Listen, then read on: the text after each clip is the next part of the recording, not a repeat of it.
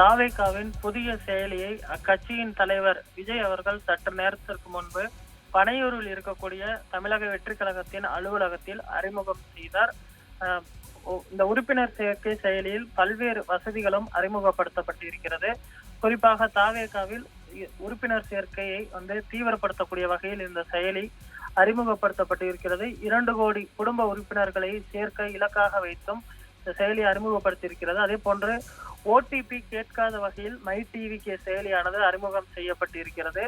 ஏனென்று சொன்னால் திமுக சார்பில் அந்த ஓரணியில் தமிழ்நாட்டில் ஓடிபி கேட்கப்பட்ட நிலையில் அதிமுக சார்பில் நீதிமன்றத்தை நாடி ஓடிபி கேட்கக்கூடாது எனவும் அவர்கள் வழக்கு தொடர்ந்த நிலையில் தற்பொழுது மை டிவிகே செயலியில் ஓடிபி கேட்காத வகையில் இந்த செயலியானது அறிமுகம் செய்யப்பட்டிருக்கிறது.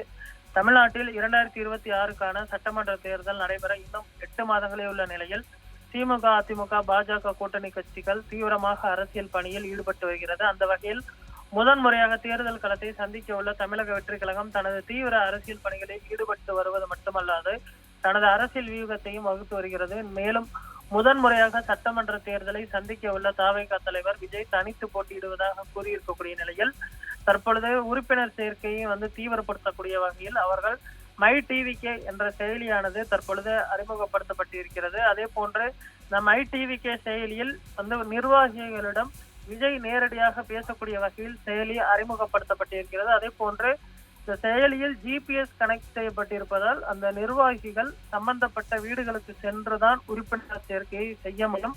அவர்களுடைய இருப்பிடத்தில் இருந்தே உறுப்பினர் சேர்க்கையை மேற்கொண்டால் அந்த செயலி அந்த உறுப்பினர் சேர்க்கையை கொள்ளாது எனவும் தற்பொழுது தெரிய வந்திருக்கிறது. அதே போன்று அதிக உறுப்பினர்களை சேர்க்கக்கூடிய நிர்வாகிகளை அழைத்து விஜய் பாராட்டுவார் என்றும் தற்பொழுது தெரிவிக்கப்பட்டிருக்கிறது. அதே போன்று இந்த செயலியில் பல்வேறு அம்சங்களும் இருக்கிறது. ஒரே செல்போன் எண்ணை பயன்படுத்தி 5 உறுப்பினர்கள் வரை இணைக்கலாம் என்றும் தற்பொழுது தெரிவிக்கப்பட்டிருக்கிறது.